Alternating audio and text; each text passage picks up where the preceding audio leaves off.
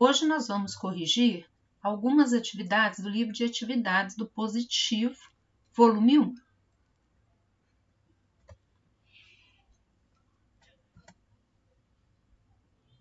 Página 7, número 14. O que caracteriza uma grandeza vetorial?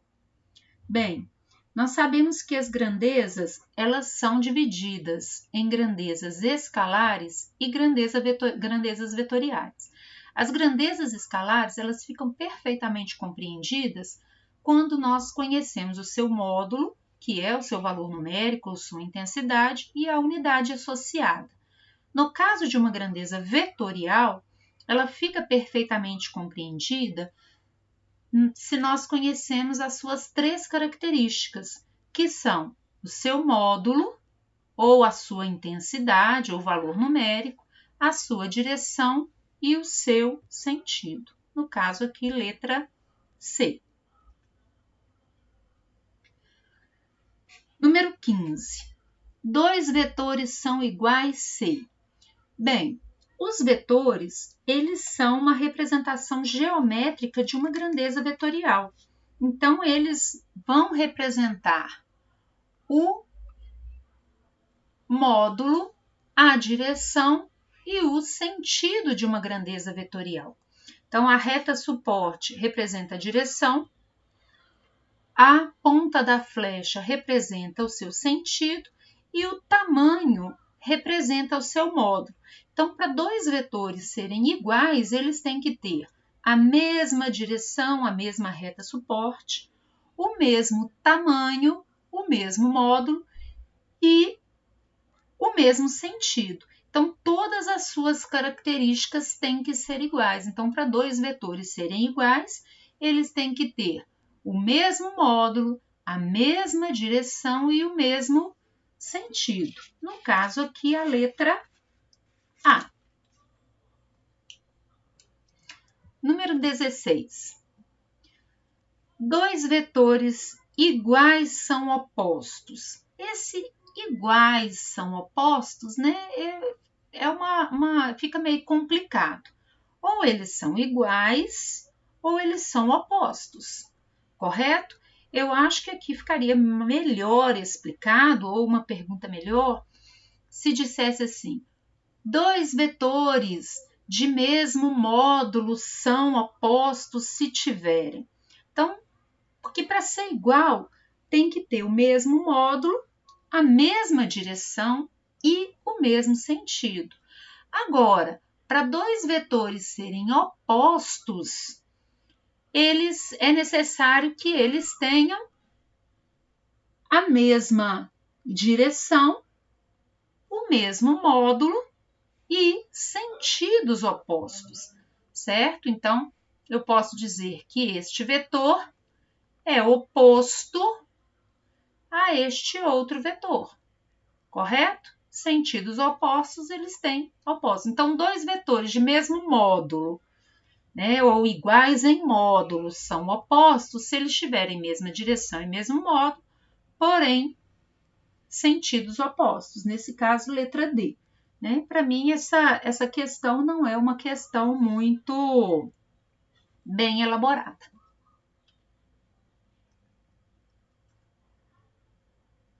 Número 17. Suponha que um avião sobrevoe uma região no sentido oeste-leste e passe por uma forte tempestade com vento no sentido norte-sul. A partir da posição onde entrou na tempestade, para qual região provavelmente o avião se direcionaria? Bem, então vamos lá. Sabemos que velocidade é uma grandeza vetorial, então vamos trabalhar aqui com os vetores. Então, o eixo Y está representando a direção norte-sul. O eixo X está representando a direção leste-oeste. Então, nós vamos ter a composição de duas velocidades, certo? Então, o avião sobrevoa uma região no sentido oeste-leste, certo? Então, vamos representar aqui a direção e o sentido da velocidade do avião. Então, tá aqui. Velocidade do avião,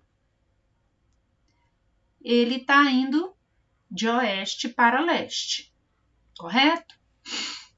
Agora, vamos representar a velocidade do vento. Então, ele estava vindo de oeste para leste e o vento pegou um vento de norte para sul. Então, esta é a velocidade do vento, de norte para sul. Então, o que vai acontecer com esse avião provavelmente? Então, eu vou ter aqui a composição de velocidades. Então, eu vou ver qual seria a velocidade resultante.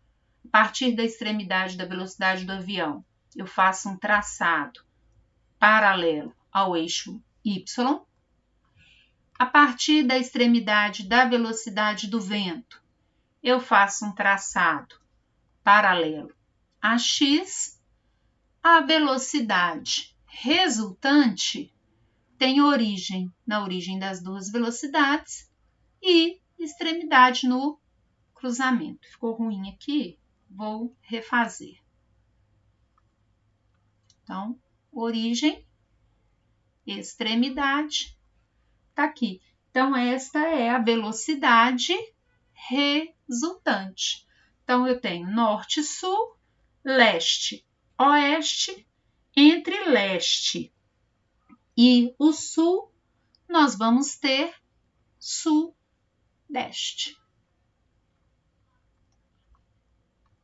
Sudeste.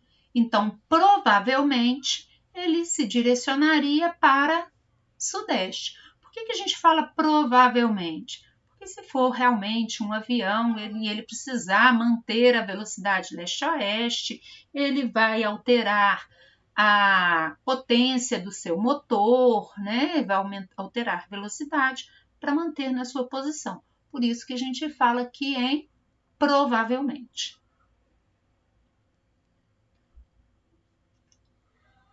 Número 18.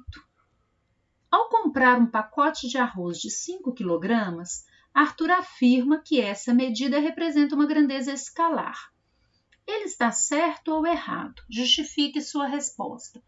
Então, lembrando, grandeza escalar é aquela que fica perfeitamente compreendida se conhecemos apenas o seu módulo e a sua unidade associada. Então, não tem para cima, para baixo, para direita, para esquerda, inclinado, para sudeste, para leste, para oeste, para norte, para sul.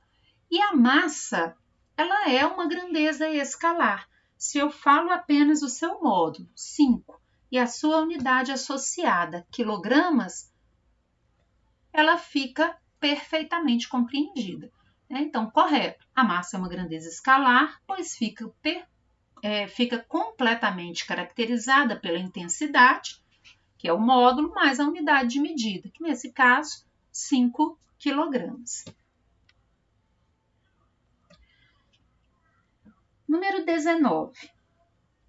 Ao fazer uma medição de uma sala de um apartamento, um engenheiro verificou que a largura era de 8 metros e o comprimento 4 metros.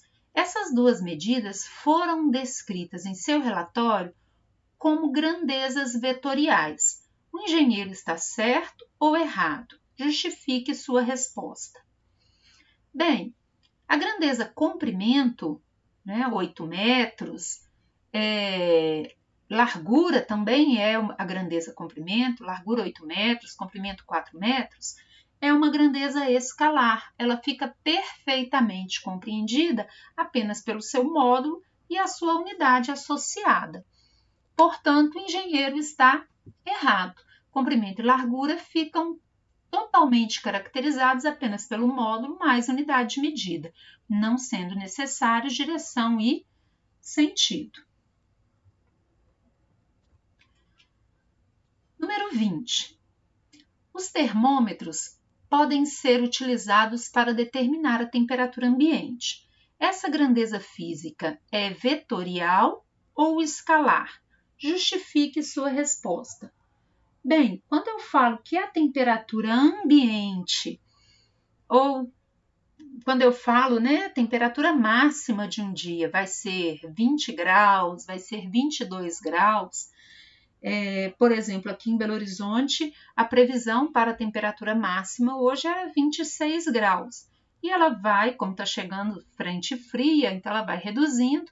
Para amanhã, a temperatura máxima é parece que 24 graus. Para segunda-feira, a temperatura máxima vai ser 22 graus. Então, está reduzindo a temperatura máxima. Graus Celsius. Então, eu não preciso dizer se é para cima, para baixo, para o lado, para o meio, certo? Então, temperatura é uma grandeza escalar, pois necessita apenas da intensidade, que é o valor numérico, o módulo, e a unidade de medida associada. No caso, aqui do Brasil, a nossa unidade prática para a temperatura é graus Celsius. Lembrando, no Sistema Internacional de Unidades, a unidade para a temperatura é o Kelvin.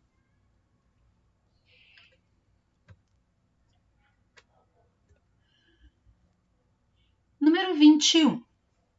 O vetor V, apresentado na ilustração a seguir, representa uma velocidade cujo módulo é 30 metros por segundo. Então, lembrando, velocidade é uma grandeza vetorial, porque depende do seu módulo, da sua direção e do seu sentido. Letra A. Desenhe as componentes horizontal e vertical do vetor V. Então, vamos lá. Vou fazer o desenho diretamente dentro desta base aqui, que já foi feita. Então, a partir da extremidade do vetor V, eu faço um traçado paralelo ao eixo Y. Tem que lembrar que parte da extremidade, tá? Esse programa às vezes eu vou colocar, ele não chega certinho aqui na extremidade. Eu estou aprendendo. A partir da extremidade do vetor V, eu faço um traçado paralelo ao eixo X. Então, esse vetor V, vou ver se eu consigo melhorar esse desenho aqui, pessoal. Então, vamos lá. Vamos ver se eu consigo melhorar, hein? Na extremidade, não chegou na extremidade, não. Na extremidade, hoje ele não quis chegar certinho. Mas lembrando que esse vetor V, ele tem que estar ele tem que ser a diagonal desse retângulo, certo? Então, a minha componente horizontal do vetor V, que está aqui, Vx, lembrando que ele parte dessa origem, tá? Sistema cartesiano, e componente vertical, Vy. Pronto, letra A já está feita. Letra B. Considerando que θ é igual a 30 graus, determine os módulos das componentes do vetor V. Pois bem, se θ é igual a 30 graus, isso significa que seno de θ, seno de 30 graus, é igual a meio. E cosseno de θ, ou cosseno de 30 graus, é igual a raiz de 3 sobre 2. Esses valores, eles são tabelados, correto? Então, eu quero saber os valores de Vx e Vy. Então, eu sei que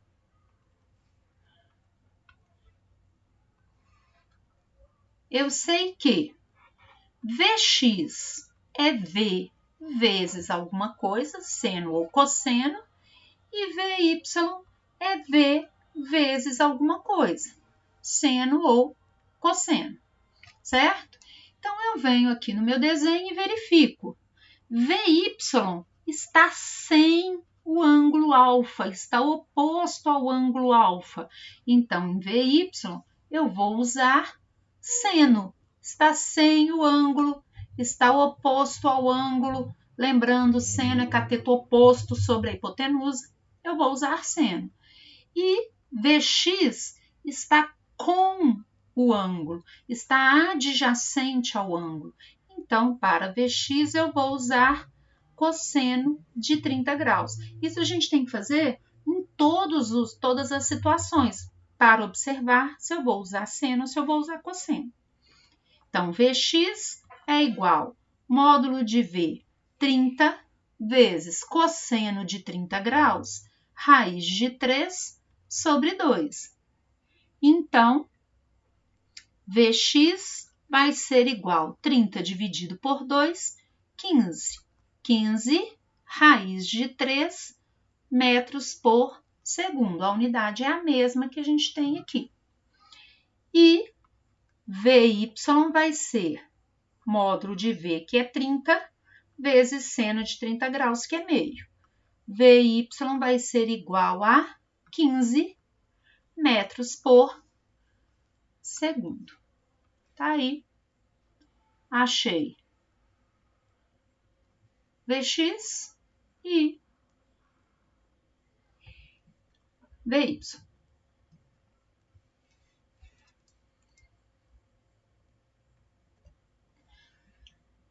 Número 22. Os blocos a seguir são puxados pelas forças indicadas em cada situação. Determine o vetor resultante. Lembrando que o vetor ele é uma representação geométrica, correto? Então, eu não posso me preocupar apenas com o seu valor numérico, mas eu tenho que me preocupar com a sua representação geométrica também. Então, primeiro caso, letra A. As duas forças têm a mesma direção e o mesmo sentido, então elas se ajudam. O vetor resultante, ele vai ter a mesma direção das duas forças, ele vai ter o mesmo sentido e o tamanho dele é a soma do tamanho dos dois vetores. Então, aqui eu posso colocar como FR, força resultante, eu posso colocar como R, força resultante. Então, o que você achar melhor. E o módulo da força resultante, R, vai ser a soma dos módulos dos vetores F1 e F2. Então, 4 mais 6, módulo do vetor resultante é, neste caso, 10 newtons. Tá aqui.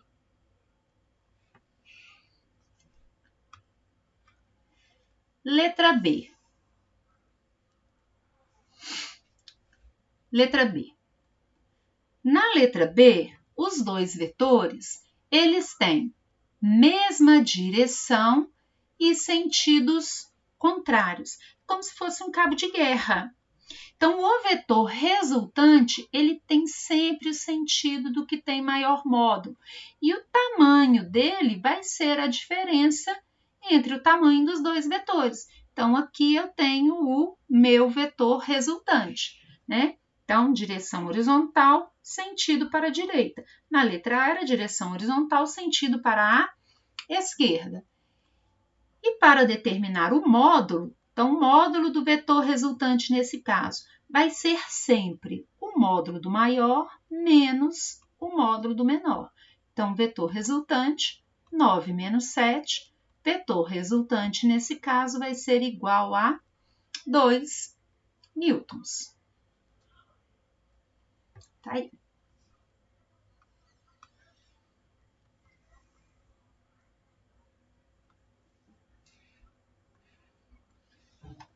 Letra C. Na letra C, os dois vetores, eles são perpendiculares entre si, correto? Então, eu posso utilizar, para fazer o desenho do vetor resultante, eu posso utilizar aqui o método do paralelogramo. Então, na extremidade do primeiro vetor, eu faço um traçado paralelo ao segundo, tem que ser na extremidade, tá, gente? Aqui é um pouco difícil às vezes, mas a gente vai aprimorando com o tempo. Na extremidade do segundo vetor, eu faço um traçado paralelo, né? Lembrando novamente, tem que ser na extremidade. E aí eu vou formar aqui um retângulo. O meu vetor resultante, ele tem origem coincidindo com as origens e extremidade no cruzamento. Certo? Ficou meio feinho, né? Vamos tentar fazer ele aqui melhor. Vamos tentar fazer melhor esse desenho. Fazer à mão, às vezes, é muito mais fácil. A gente vai muito mais rapidamente.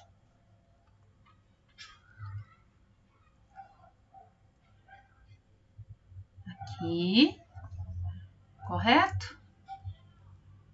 Então, partindo da extremidade,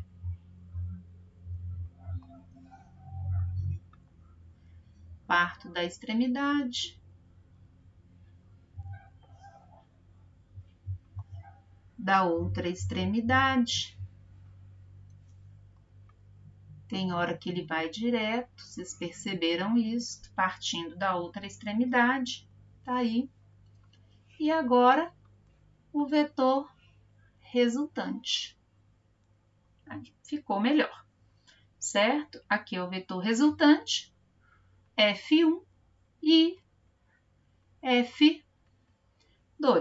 Tem que formar exatamente um retângulo.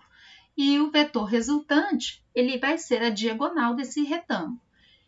Como F1 e F2 são perpendiculares entre si, eu vou utilizar o teorema de Pitágoras para achar o módulo do vetor resultante. Então, o módulo do vetor resultante é raiz quadrada do módulo de F1 ao quadrado mais o módulo de F2 ao quadrado.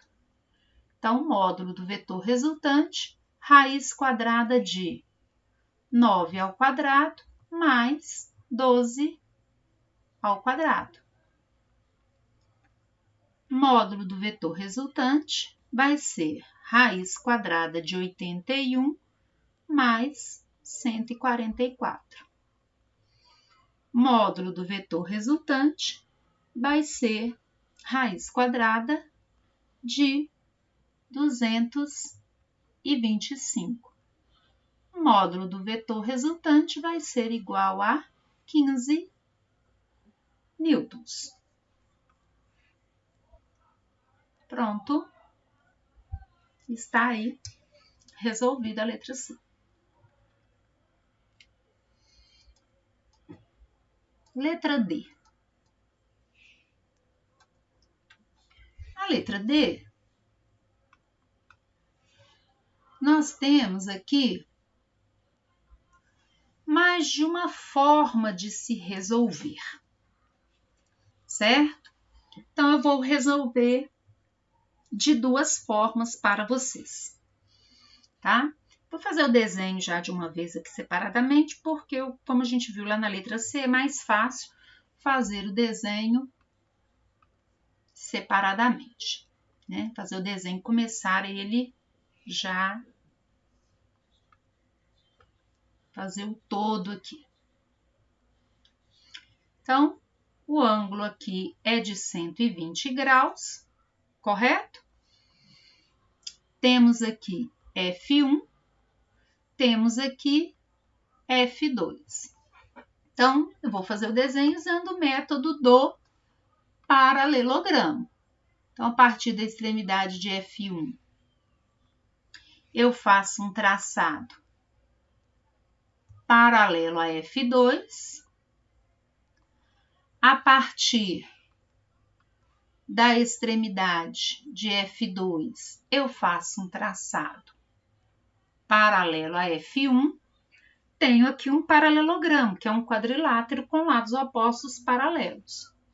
O meu vetor resultante, ele tem origem coincidindo com as origens e extremidade no cruzamento. Este aqui é o meu vetor resultante, correto? Uma das formas da gente calcular é utilizar já direto a lei dos cossenos, para quando eu tenho um ângulo alfa qualquer. Então, R vai ser igual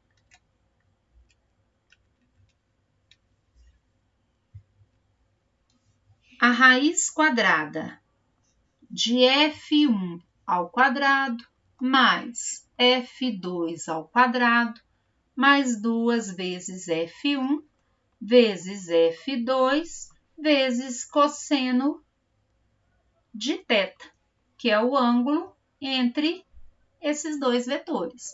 É uma fórmula grande, mas ela é muito simples de ser trabalhada.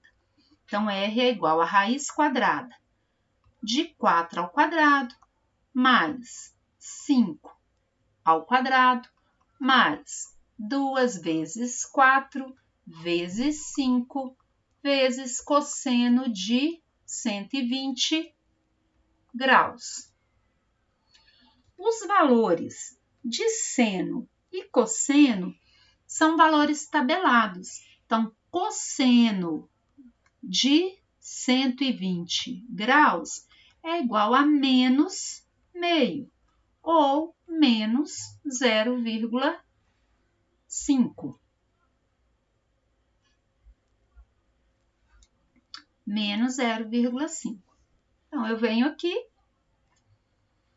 R é igual a raiz quadrada, vamos fazendo calmamente, de 16 mais 25 mais 4 vezes 5, 20, 20 vezes 2, 40, vezes menos meio.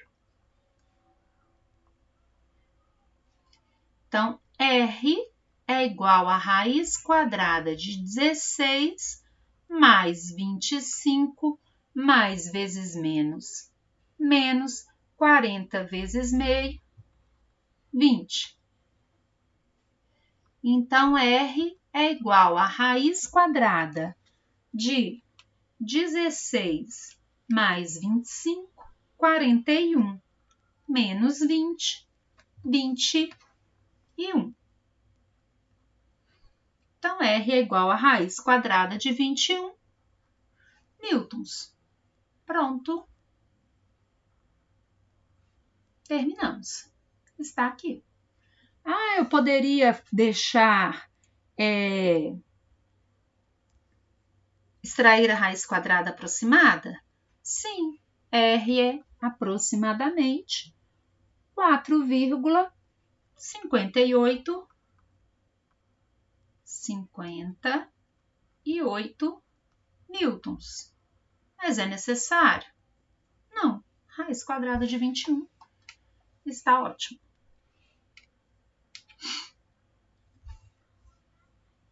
Porém, nós temos uma outra forma de trabalhar este exercício. Então, o que eu poderia fazer aqui? Eu poderia fazer a decomposição do vetor F1, se você achar mais fácil, mais tranquilo. Né? Qual é a forma mais fácil? A forma mais fácil é aquela que você sabe melhor, correto? Então, vamos fazer da outra forma. Então, temos aqui eixo Y, eixo X. E vamos colocar essas duas forças F1 e F2 nesses eixos X e Y. Então, nós temos aqui F2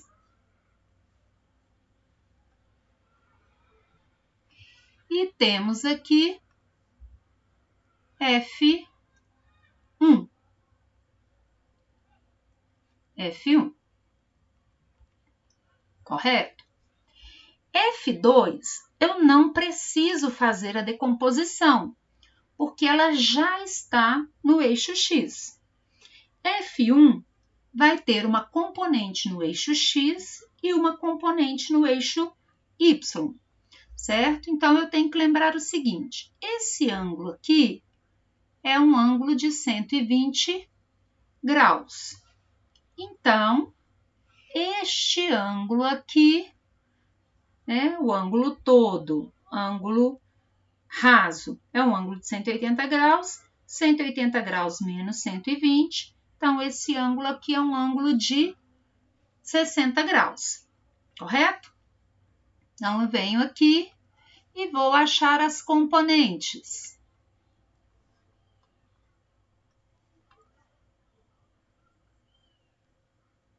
Então, nós vamos ter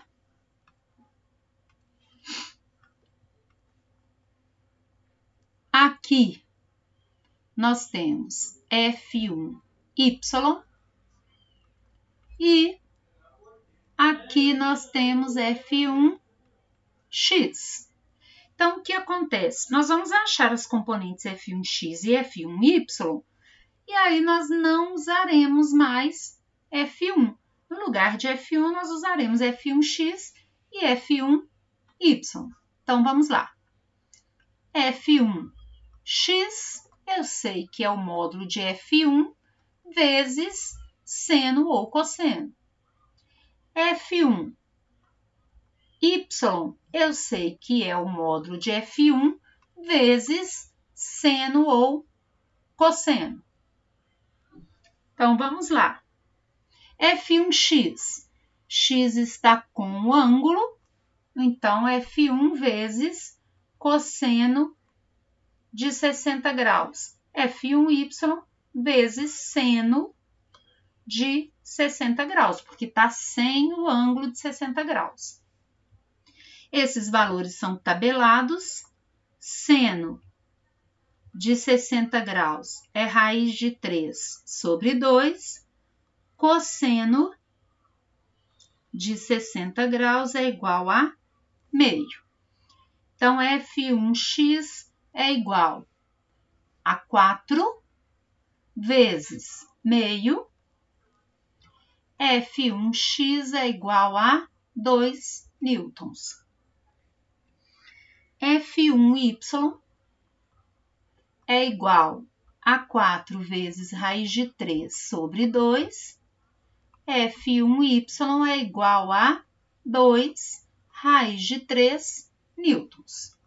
Pronto, achei F1x e F1y. Então, o que sobrou para a gente? Nós temos agora, não vamos trabalhar mais com F1, vamos trabalhar com F1x e F2 e F1y. Então, no eixo X, nós vamos ter uma resultante no eixo X, que vai ser, como tem a mesma direção em sentidos contrários, vai ser a força maior menos a menor. Então, F2 menos F1x. Então, a resultante no eixo X vai ser 5 menos 2, resultante no eixo X é 3 newtons. Então, o que nós vamos ter aqui agora? Nós temos o seguinte, olha, eixo X e eixo Y, então nós temos a nossa resultante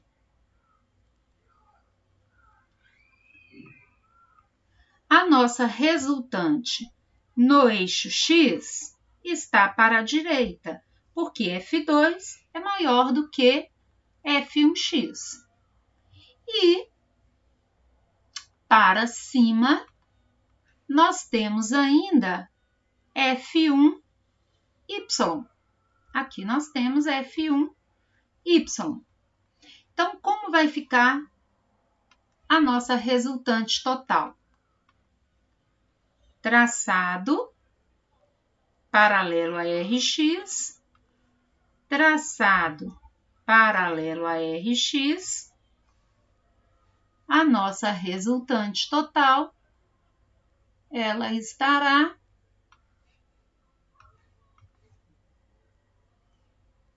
aqui.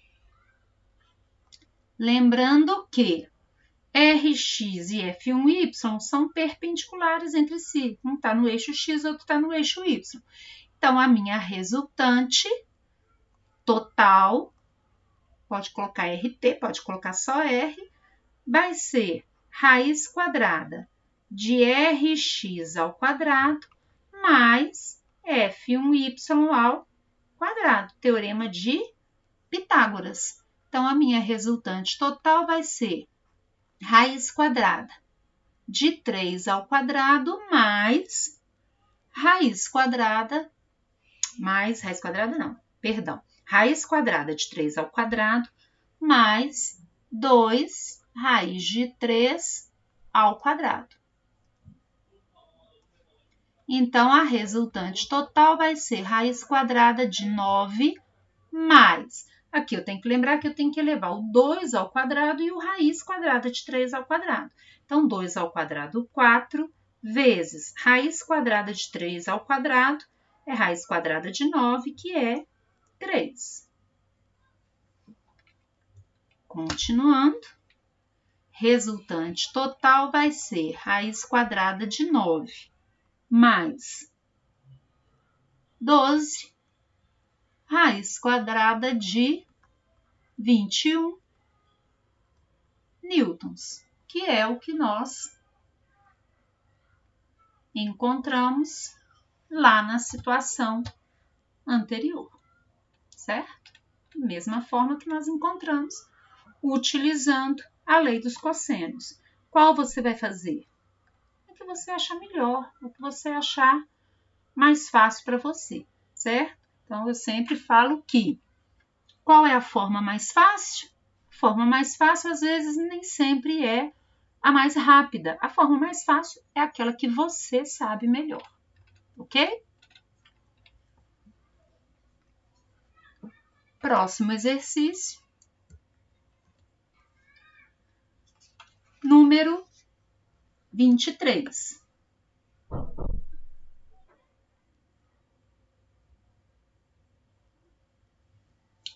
Duas forças F1 e F2 perpendiculares entre si têm um módulo da resultante igual a 75 newtons. Então, a resultante aqui vale 75 newtons. Sabendo que F1 é vertical e tem um módulo de 60 newtons, determine a intensidade da força F2, que é essa aqui, certo? Então, é isso que eu quero saber. A intensidade da força F2, certo? Bem, esse módulo aqui é igual ao módulo que eu tenho aqui em cima. Então, eu tenho um triângulo retângulo, vou utilizar o teorema de Pitágoras, né? Quadrado da hipotenusa é igual à soma dos quadrados dos catetos. Só que eu tenho que tomar cuidado porque agora eu tenho a hipotenusa. Então, R ao quadrado é igual a F1 ao quadrado mais F2 ao quadrado. Então, 75 ao quadrado é igual a 60 ao quadrado mais F2 ao quadrado. 75 ao quadrado, 5.000. 625 é igual a 3.600 mais F2 ao quadrado. 5.625 menos 3.600 é igual a F2 ao quadrado. Então, F2 ao quadrado é igual a 2.025.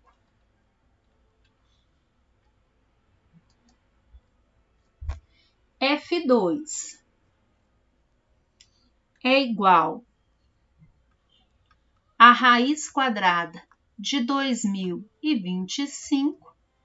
F2 é igual a 45 newtons. Tá aí. Teorema de Pitágoras.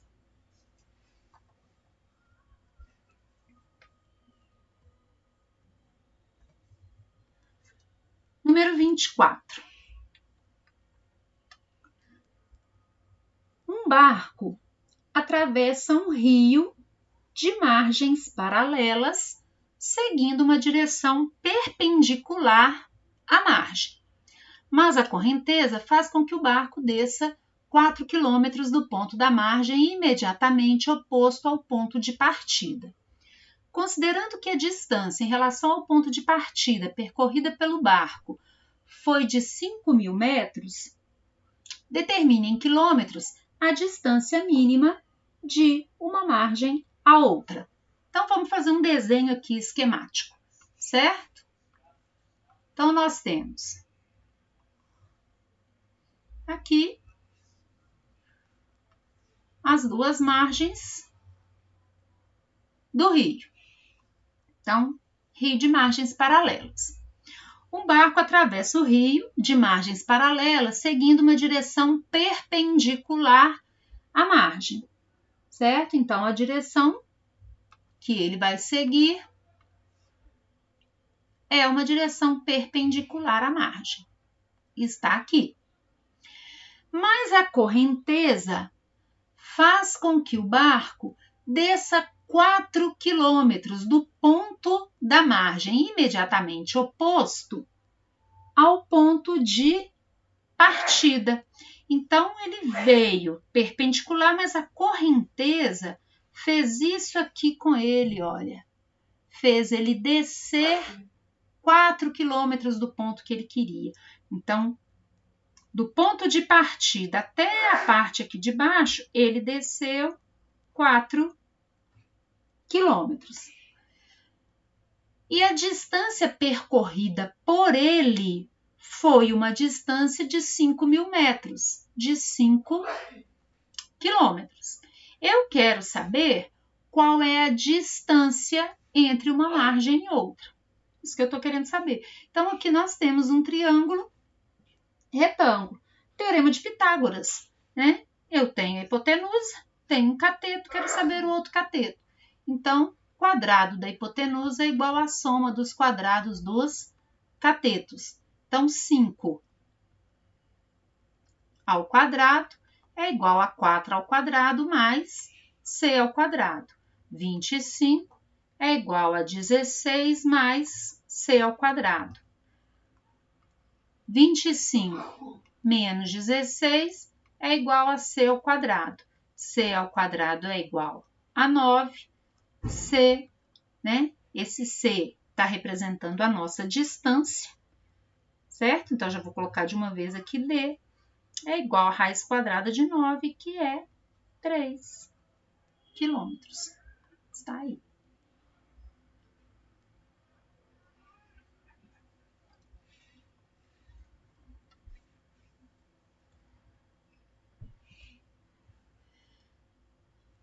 Número 29.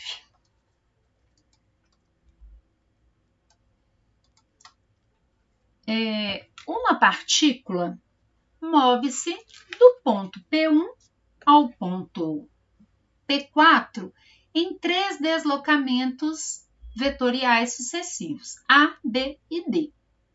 O vetor C representa o vetor deslocamento resultante dos três vetores, A, B e C. Então, o vetor deslocamento é... Bem, gente, olha só. Isso aqui é uma soma vetorial. Foi feito pelo método do polígono. Então, o que foi feito? Foi desenhado um vetor A. Vamos tentar fazer igual. O vetor A. A partir da extremidade do vetor A, foi desenhado o vetor B. A partir da extremidade de A, foi desenhado... Opa! Novamente, vamos tentar aqui. Foi desenhado o vetor B. A partir da extremidade do vetor B, foi desenhado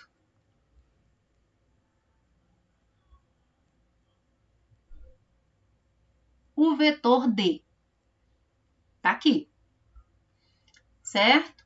Então, ele deslocou A, ele deslocou B e ele deslocou D. A, B e D.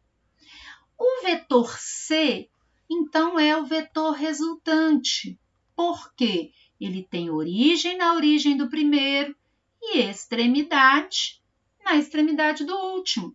Esse é o vetor C. O vetor A é o primeiro vetor da soma. O vetor B é o segundo vetor da soma.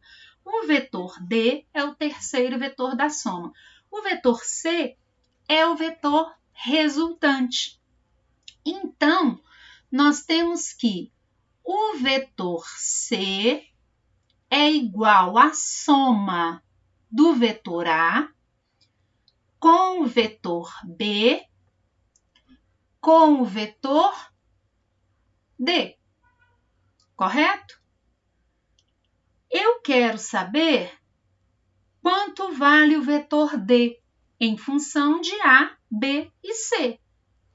Então, vou trabalhar isso aqui algebricamente. C menos A menos B igual a D. Isolei o D, correto? Então, vou só alterar. D é igual a C menos A menos B. D é igual a C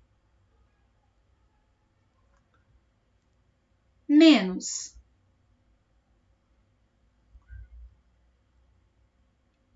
Posso colocar o menos 1. Vamos fazer diferente aqui. Colocar o fator comum em evidência. Fator comum em evidência é o menos 1. Menos A dividido por menos 1, A. Menos B dividido por menos 1, B. Como esse menos 1 não precisa estar aqui, então o vetor B, vetor D de dado, vai ser C menos A mais B. Letra A. Tá aqui. Só trabalhar algebricamente.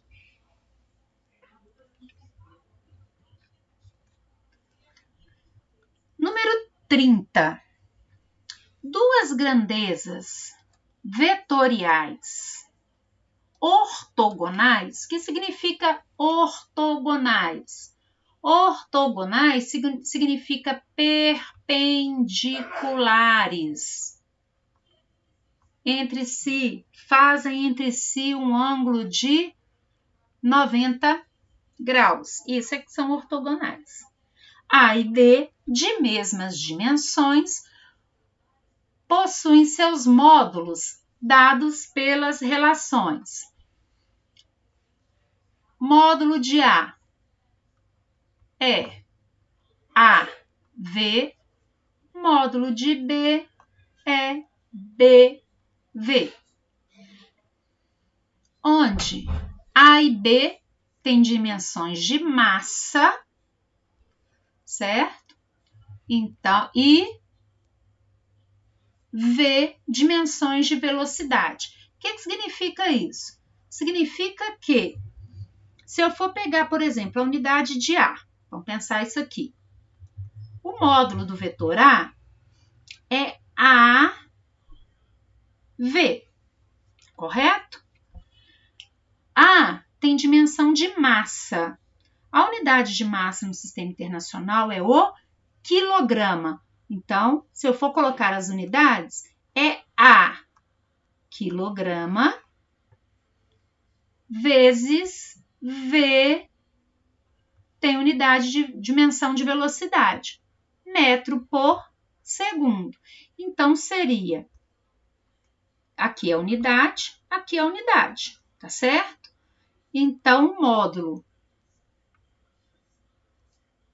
do vetor A vai ser AV, qual unidade? Quilograma vezes metro por segundo.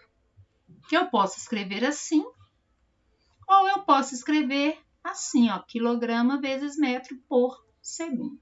Ou assim. Certo? Então, esse é o módulo de A. Então, vamos voltar ali. A é AV, quilograma vezes metro por segundo, e o módulo de B é BV, quilograma vezes metro por segundo. Ok? Então tá.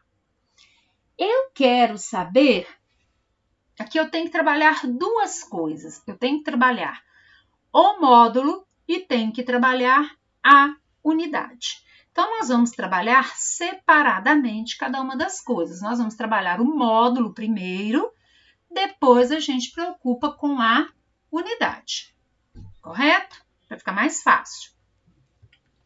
Primeiro o módulo, depois a unidade. Bem, então vamos trabalhar o módulo. Vamos deixar essa parte da unidade toda, tirar ela toda daqui, certo? Vamos trabalhar primeiro o módulo. Então, a gente trabalha a unidade. Módulo. Então, eu quero saber o módulo desse vetor resultante, correto? Bem, eles não são perpendiculares? Nós não sabemos que quando os dois vetores são perpendiculares entre si, o vetor resultante ao quadrado não é igual a um vetor ao quadrado mais o outro vetor ao quadrado? Sabemos disso? Teorema de Pitágoras, certo? Ou pensar aqui, vetor resultante é igual a raiz quadrada do módulo do primeiro vetor ao quadrado mais o módulo do segundo vetor ao quadrado? Então, essa é a equação. Então, é isso que a gente tem que trabalhar. Então, vamos lá. Módulo do vetor resultante, raiz quadrada de. Módulo do vetor A é AV ao quadrado, mais módulo do vetor B é BV, isto ao quadrado. Então, R é igual a raiz quadrada A ao quadrado V ao quadrado mais B ao quadrado V ao quadrado. Certo? Então tá. Ah, mas lá em cima não tem nada de raiz quadrada. Então, tem uma propriedade lá na matemática que diz o seguinte: se eu tenho um número qualquer, por exemplo, raiz quadrada de 3, tem a raiz quadrada de um número qualquer, raiz quadrada de 3 é a mesma coisa que 3 elevado a meio. Eu coloco o expoente desse número, né? 3 é 3 elevado a 1. O expoente vira numerador e o índice do radical vira denominador. Certo? Vamos pensar num outro número aqui. Se eu tenho, por exemplo, raiz quadrada de 16. Olha aqui que interessante. Raiz quadrada de 16. Se eu fatorar o 16, eu tenho raiz quadrada de 4 elevado ao quadrado, que vai ser 4 elevado a. Esse expoente vira numerador e esse índice vira denominador. 4 elevado a 2 sobre 2. 2 sobre 2 não é 1? Então, 4 elevado a 1. Raiz quadrada de 16, 4.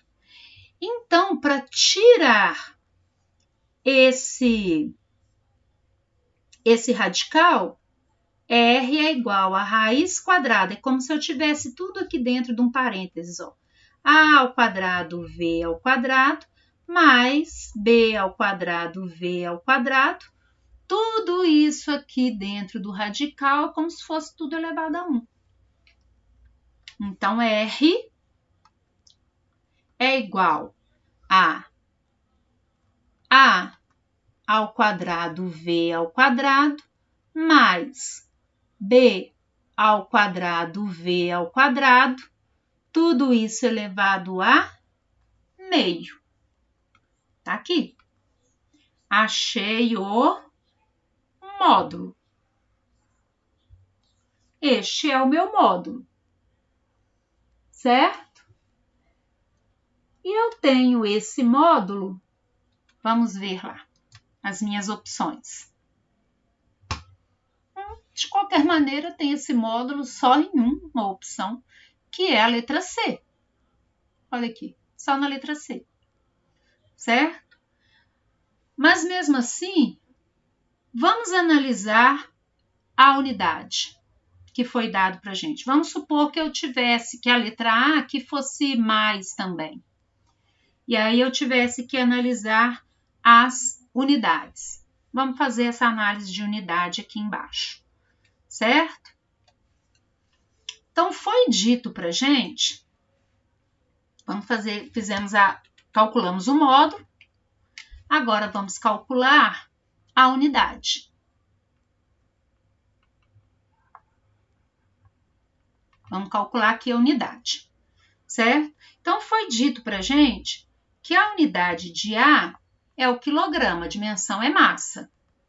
A unidade de V é metro por segundo, a dimensão é velocidade, certo? Então, vamos trabalhar essa equação aqui exatamente dessa mesma maneira, ok? Então, a gente vem aqui, resultante, raiz quadrada de quilograma vezes metro por segundo ao quadrado, mais quilograma vezes metro por segundo ao quadrado. Ok?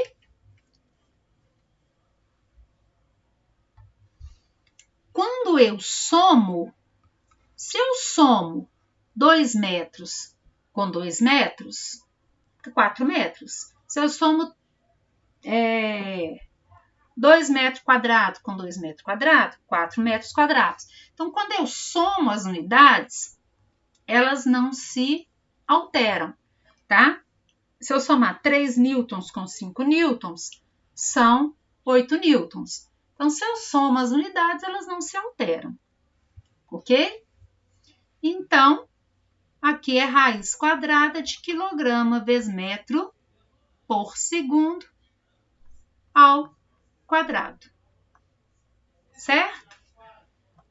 Quando eu posso cortar essa raiz com essa raiz, então a unidade da resultante é quilograma vezes metro por segundo. Então, a resultante ela vai ter a mesma unidade dos vetores que eu tinha anteriormente, certo? Que todos eles eram quilograma vezes metro por segundo.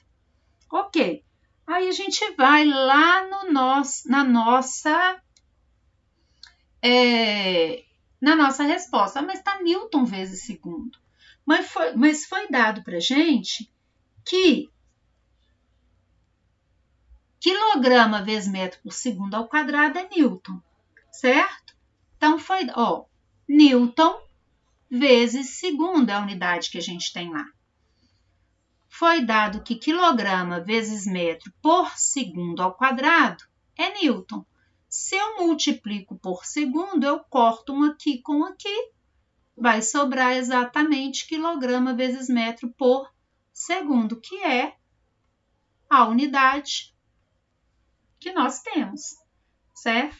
É a nossa unidade resultante. A unidade da resultante, ela tem que ser exatamente igual às unidades dos vetores iniciais. Se eu faço a resultante entre duas forças em Newton, a resultante é dada em Newton. Se eu faço a resultante entre dois vetores, cujas unidades são quilogramas vezes metro por segundo, a unidade resultante tem que ser quilograma vezes metro por segundo. Correto? Então, esse exercício, ele é basicamente algébrico. Ele é mais algébrico do que tudo, certo?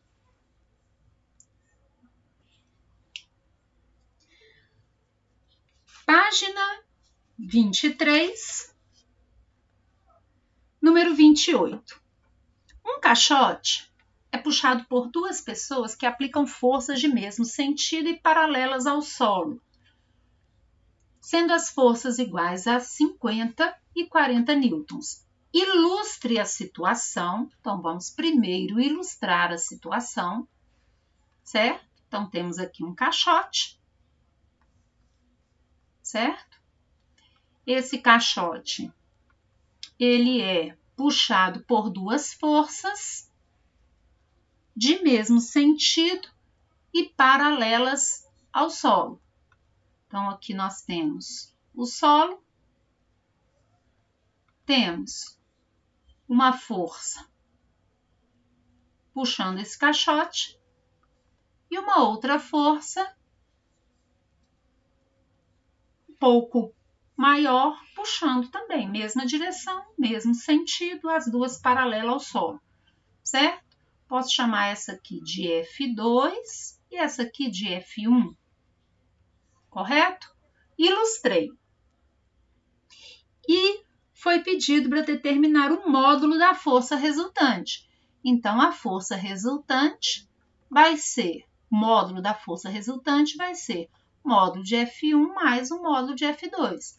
Módulo da força resultante vai ser 50 mais 40, módulo da força resultante é 90 newtons. Tá aí. Certo? Pediu para ilustrar, tá? Toma muito cuidado, porque às vezes pede para fazer as duas coisas, você faz só uma, né? Aí vai ficar ruim. Número 24.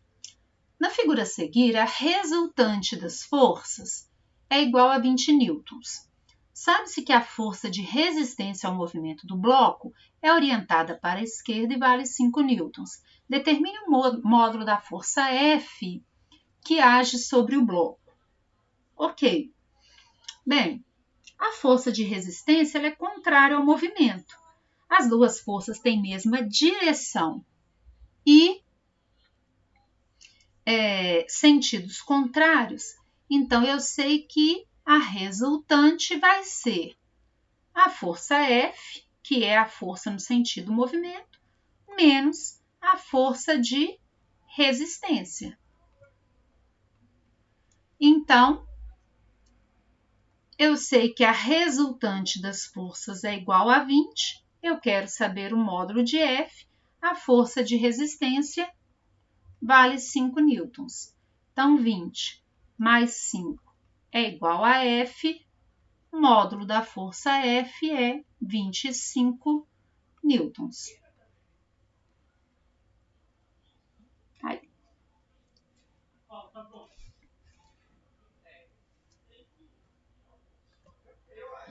Número 30.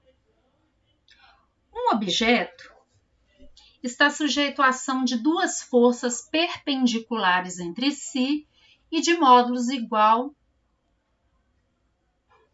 perpendiculares entre si, de modo que seus módulos são 12 newtons e 5 newtons. Determine o módulo da força resultante. Não pediu para fazer o desenho, certo? Pediu apenas o módulo, se elas são perpendiculares. O módulo da força resultante é a raiz quadrada de 12 ao quadrado mais 5 ao quadrado. O módulo da força resultante é raiz quadrada de 144 mais 25. O módulo da força resultante, raiz quadrada de 169. O módulo da força resultante é 13 newtons.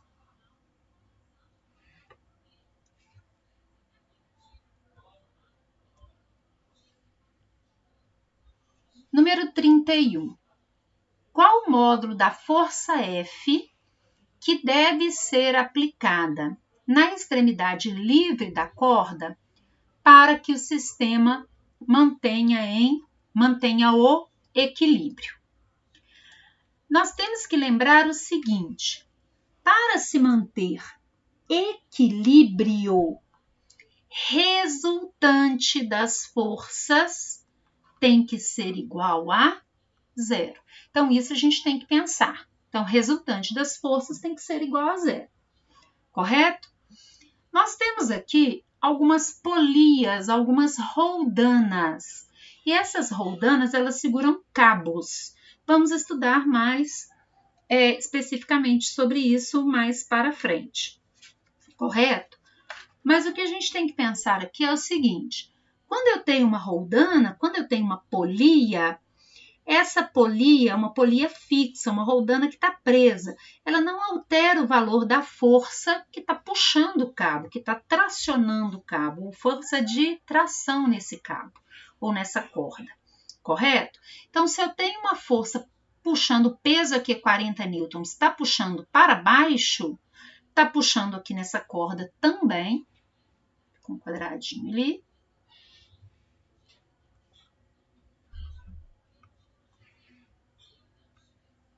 Só um minuto.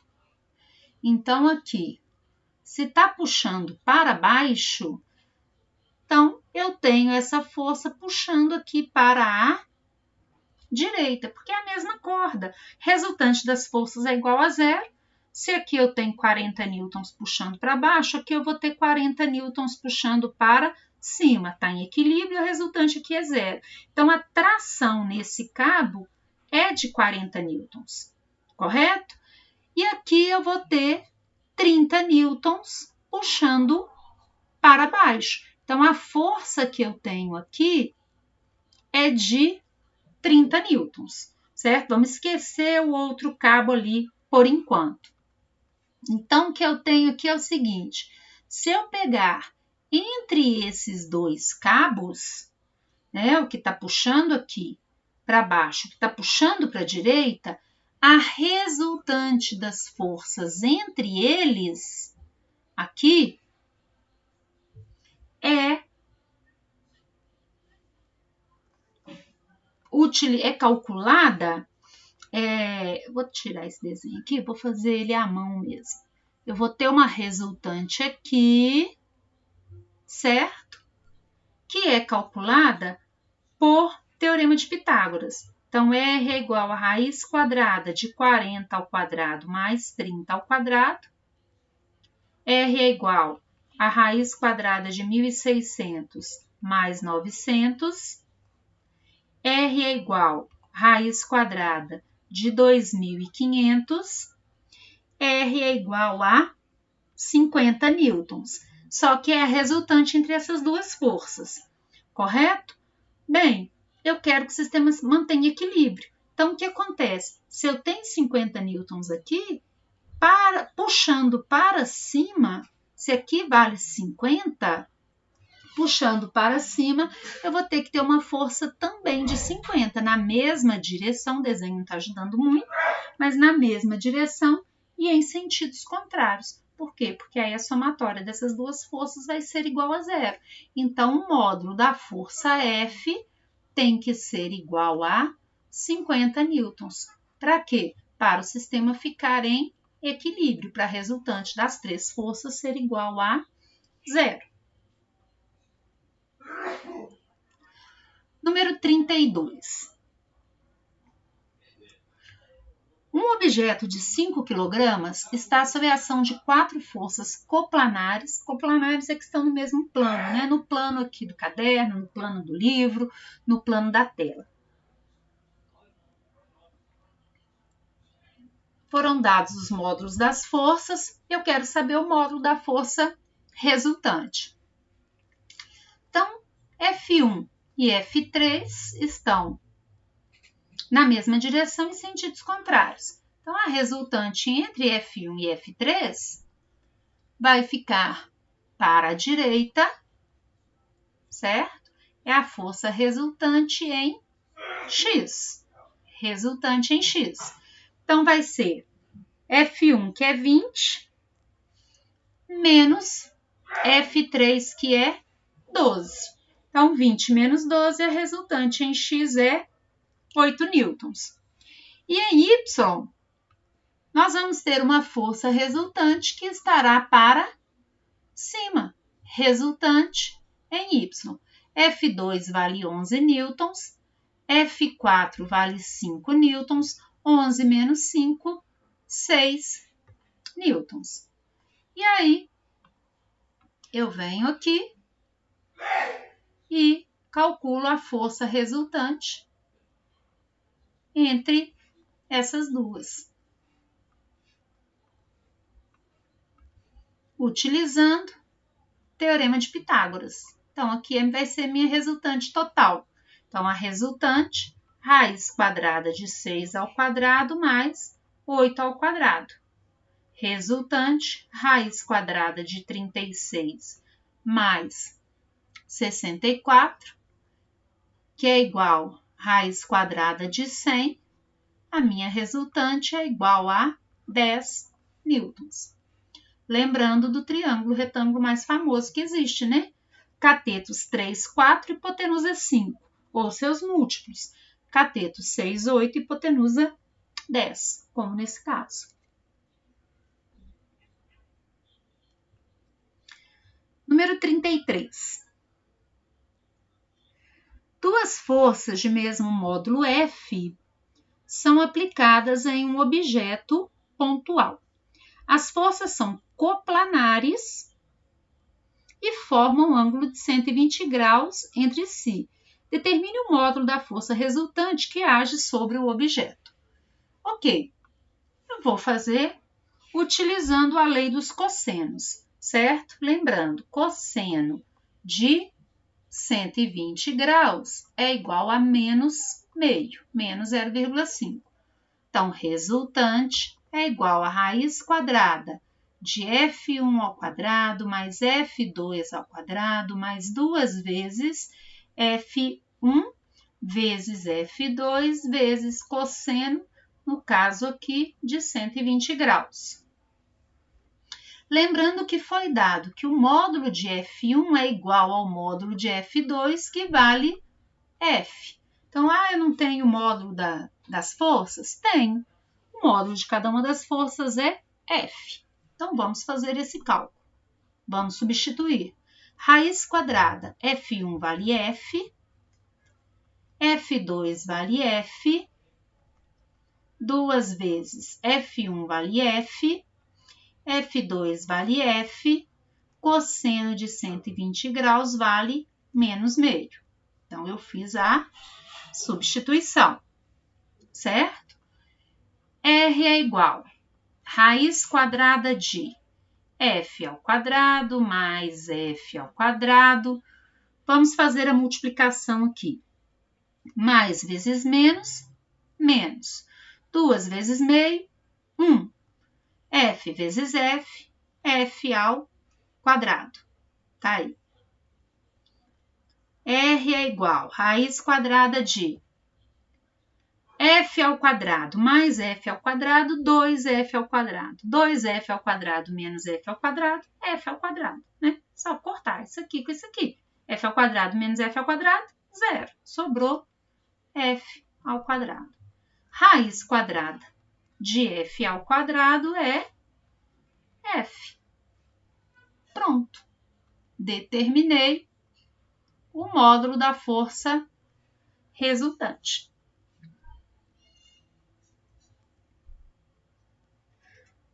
Número 34. Um ponto material está sujeito à ação das forças F1 igual a 70 newtons, F2 64 newtons, F3 36 newtons. Eu quero determinar o módulo da força resultante. Foram dados seno e cosseno de alfa. Então, eu venho aqui e faço a decomposição da força F1 em F1x e F1y. Primeira coisa que a gente vai fazer. Então, F1x é F1 vezes, tá com o ângulo, cosseno de alfa, que vai ser 70 vezes 0,8, que vai ser 56 newtons. Então, aqui vale 56 newtons. F1y, F1 vezes seno de alfa, 70 vezes 0,6, que vai ser 42 newtons. Então, aqui vale 42 newtons. F3 vale 36. F2 vale 64 newtons. Então, ao invés de eu usar F1, eu vou usar F1x e F1y. Então, em x, a minha resultante vai estar para a esquerda, porque F2 é maior do que F1x. Vai ser 64 menos 56, 8 newtons. Então, em x, a minha resultante em x é igual a 8 newtons. E a minha resultante em y vai estar para cima, porque 42, F1y é maior do que 36. Então, 42 menos 36, 6 newtons. Então, eu venho aqui e vamos ter a minha resultante total, né? Triângulo retângulo mais famoso de catetos 3, 4 e hipotenusa 5, ou cateto 6, 8 e hipotenusa 10. Na dúvida, utiliza aí o Teorema de Pitágoras, que você consegue fazer esse cálculo.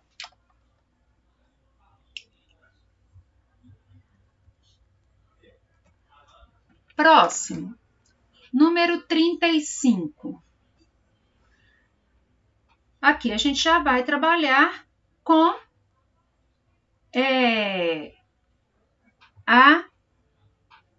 as leis de Newton, certo? Número 35. A primeira lei de Newton afirma que, se a força resultante que atua num corpo for igual a zero, o corpo mantém seu estado de inércia.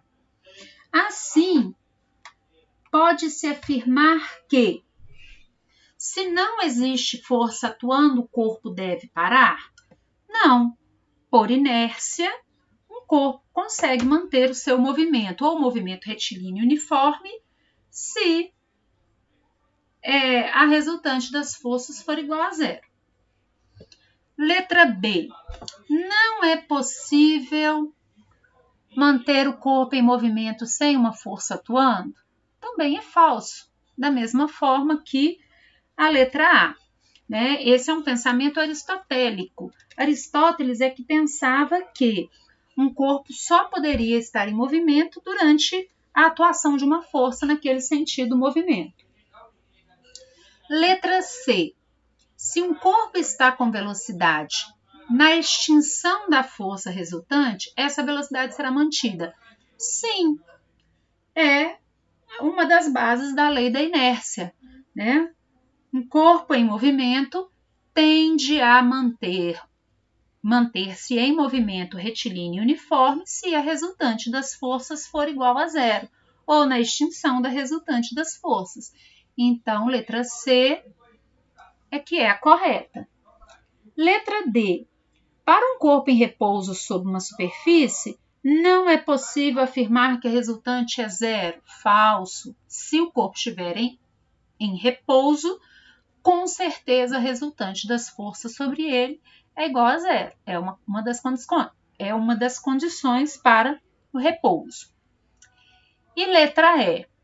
A ação de uma força em um corpo em movimento é suficiente para alterar o estado de inércia? Não. Se eu aplicar uma força, por exemplo, perpendicular ao movimento, eu não vou alterar o estado de inércia daquele corpo. Então, correta a letra C.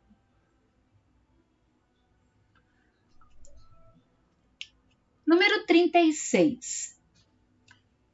Quando o elevador está apenas sob a sustentação da força de sustentação do cabo e da força peso, as duas com o mesmo módulo, bem, então vamos pensar aqui primeiro, né? Vamos fazer um desenho esquemático. Então, eu tenho aqui um elevador, certo? Para cima, nós vamos ter o cabo. Então, eu tenho uma força de tração no cabo. E para baixo, eu vou ter a força peso, certo? Se as duas têm o mesmo módulo, se o módulo da tração no cabo for igual ao peso, for igual ao módulo do peso, isso vai significar que a resultante das forças vai ser igual a zero. Lembrando, se a resultante das forças é igual a zero, esse elevador ele vai estar em equilíbrio. Se ele está em equilíbrio, ele pode estar em repouso ou pode estar em movimento retilíneo uniforme. O que seria isso? Com velocidade constante. Então, é isso que eu tenho que pensar. Resultante das forças é zero, ou ele está em repouso, ou ele está no movimento com uma trajetória reta e uma velocidade constante. Então, vamos lá. Letra A. Essas forças se anulam e certamente ele está descendo? Não, ele pode estar parado, ele pode estar subindo com velocidade constante. Letra B. Considerando que a força peso e a força de sustentação se anulam, ele certamente estará em repouso? Não, ele pode estar em movimento com velocidade constante, né? Não preciso falar que é retilíneo aqui, porque se é elevador, a trajetória é uma reta. Letra C. O equilíbrio do elevador é estático? Não posso afirmar. Ele vai ser um equilíbrio estático se ele estiver parado, mas se ele estiver em movimento, vai ser um equilíbrio dinâmico. O elevador pode acelerar para baixo? Não. Se ele está em equilíbrio, se ele estiver em movimento, é velocidade constante, é sem aceleração. E letra E. O elevador pode subir com velocidade constante? Pode. Ele pode estar parado, em repouso, ele pode subir com velocidade constante ou ele pode descer com velocidade constante.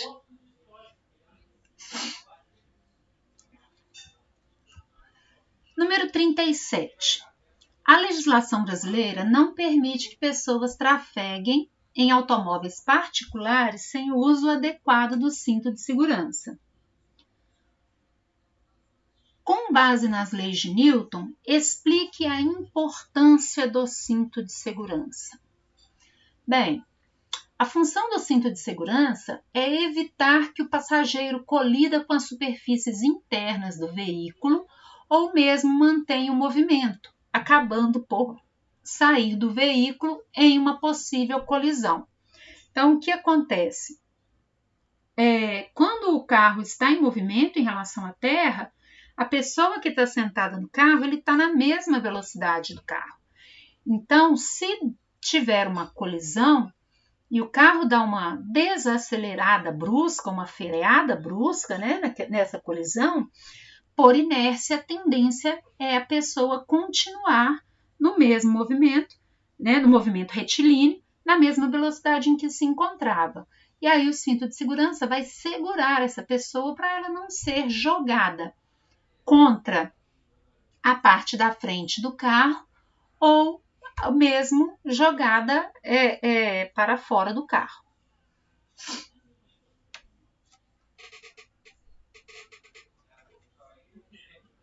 Número 38. Um homem tenta mover um objeto sobre a superfície. Marque a alternativa correta. Letra A. Caso a massa do homem seja menor do que a do objeto, será impossível o movimento. Falso. O movimento ele é possível mediante a aplicação de uma força que tem uma força de atrito, depois a gente vai falar mais sobre isso, entre o calçado do homem e a superfície, né? Então, um homem consegue empurrar um objeto que tem uma massa maior do que ele, certo? Então, essa afirmativa é falsa. Letra B. A força que o homem aplica no objeto é igual à força que o objeto aplica no homem.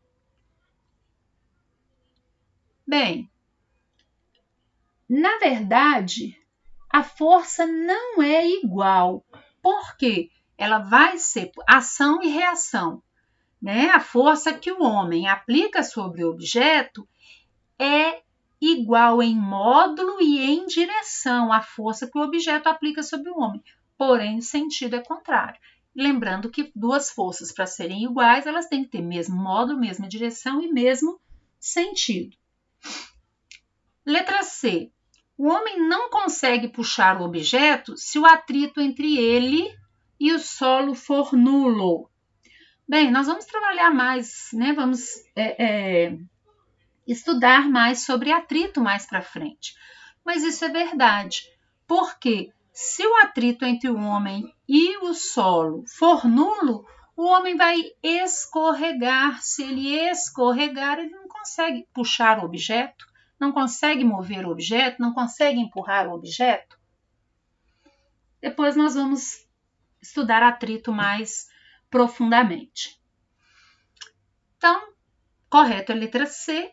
Letra D. A força aplicada pelo homem no sentido em que o objeto se move é maior que a força que o objeto aplica no homem no sentido oposto.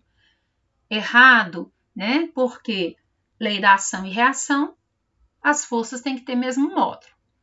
Letra E. O objeto não se move porque a força da pessoa sobre o objeto é igual em módulo à reação do objeto sobre a pessoa. Falso. Ação e reação não se somam, então não é por isso.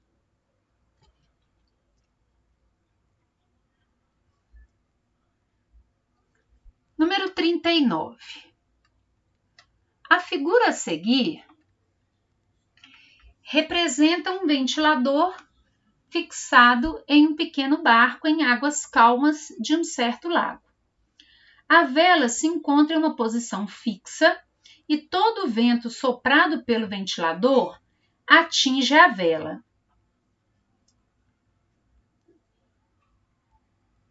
Nesse contexto, e com base nas leis de Newton, é correto afirmar que o funcionamento do ventilador aumenta a velocidade do barco, diminui a velocidade do barco, provoca a parada do barco, não altera o movimento do barco ou produz um movimento circular no barco. Bem, nesse caso, o ventilador ele não altera o movimento do barco, porque o ventilador empurra o ar para frente que atinge a vela. Ao mesmo tempo, ele recebe uma reação para trás. Só que o sistema barco-vela-ventilador está sob a ação de duas forças de mesmo módulo, mesma direção, mesmo sentido. Mesmo módulo, mesma direção, mas com sentidos opostos. E aí essas duas forças vão se anular. Então, não vai alterar o movimento do barco, certo? Porque, olha só, novamente, o ventilador exerce uma força sobre a vela vai exercer uma força sobre o ventilador. Isso aqui, esse sistema todo é um corpo só, né? Eu posso pensar esse sistema todo como um corpo só. Essas duas forças, vou chamar aqui de F e aqui de menos F, elas têm a mesma direção, o mesmo módulo e sentidos contrários. Se eu considero tudo como um sistema só, a resultante delas vai ser igual a zero. Então, não vai alterar o movimento do barco. Se eu considerasse como dois corpos completamente diferentes, eu não poderia somar. Mas o sistema ventilador, barco e vela são uma coisa só nesse caso. Então, a resultante vai ser zero. Não vai haver movimento. Não vai haver alteração no estado de movimento. Número 40. Um bloco de 500 gramas é arrastado por uma força de resultante 4 newtons. Qual é a aceleração desse bloco? Bem, a massa é de 500 gramas. Lembrando que eu tenho que trabalhar no Sistema Internacional de Unidades. Então, a massa é de 0,5 quilogramas, meio quilograma. A força resultante, 4 newtons. Eu quero saber qual é o módulo da aceleração. Segundo a lei de Newton, resultante das forças é o produto da massa pela aceleração. Então, 4 é igual a 0,5 vezes A. 4 sobre 0,5 é igual a A. A aceleração, 8 metros por segundo ao quadrado. Segundo a lei de Newton, ou lei das massas. Número 41. Um objeto de massa 2 kg parte do repouso mediante a aplicação de uma única força de 10 newtons. Qual é a sua velocidade após 3 segundos de movimento, contados a partir do início da aplicação da força? Então, o que nós temos que calcular? Eu sei que eu conheço a massa do objeto, que é 2 kg. Eu conheço a velocidade inicial, que é 0, ele partiu do repouso. Eu conheço a força única de aplicação, que é a mesma coisa que a força resultante, e eu conheço o tempo de movimento. Quero saber a velocidade final. Eu sei que para calcular a velocidade final, eu tenho que utilizar a equação de aceleração. A aceleração é a variação da velocidade sobre o intervalo de tempo. Então, a aceleração é a velocidade final menos inicial sobre o tempo. Eu tenho a velocidade inicial, tenho o tempo. Quero saber a velocidade final, mas não tenho aceleração. Então, eu vou na segunda lei de Newton. Força é igual a massa vezes a aceleração. A aceleração é força sobre massa. A aceleração vai ser igual a 10 dividido por 2. A aceleração é de 5 metros por segundo ao quadrado. Agora, eu posso substituir. 5 é igual a V menos 0 sobre 3. 3 está dividindo, passa multiplicando. 5 vezes 3 é igual a V menos 0. V é igual a 15 metros por segundo. Pronto. Calculei a velocidade final.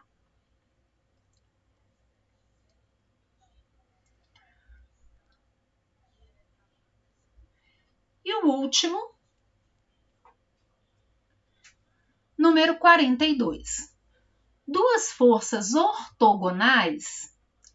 Lembrando, forças ortogonais são duas forças perpendiculares entre si. O ângulo entre elas é igual a 90 graus.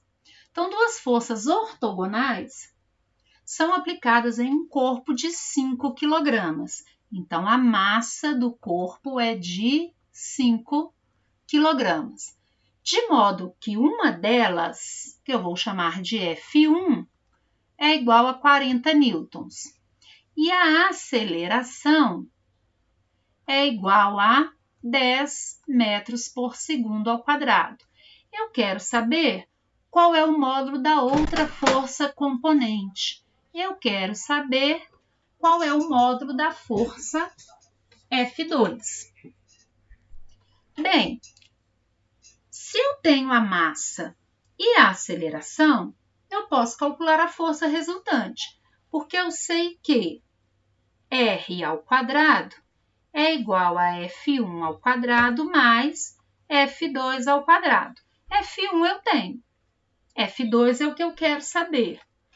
A resultante eu vou calcular pela segunda lei de Newton. Força é igual a massa vezes aceleração, ou resultante das forças é o produto da massa pela aceleração. Então, a resultante das forças vai ser 5 vezes 10, que é 50 newtons. Agora, eu venho aqui, 50 ao quadrado é igual a 40 ao quadrado mais F2 ao quadrado. 2.500 menos 1.600 é igual a F2 ao quadrado. F2 ao quadrado é igual a 900. F2 é igual a raiz quadrada de 900. F2 é igual a 30 newtons. Está aí novamente o triângulo retângulo mais famoso que existe, de catetos 3, 4 e hipotenusa 5. Nesse caso, catetos 30, 40 e hipotenusa 50. Bons estudos para vocês!